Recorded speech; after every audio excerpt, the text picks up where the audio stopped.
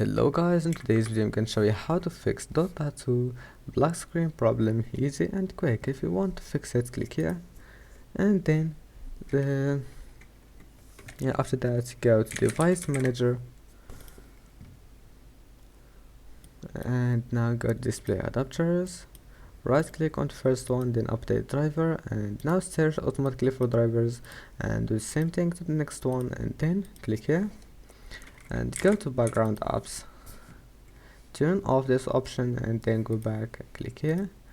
and go to Windows update settings. Now make sure to install all the updates that you can find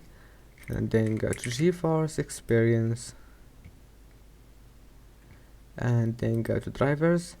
check for updates and make sure you have the latest update that you can find here, and that's it. Your problem must be fixed, and see you in the next video.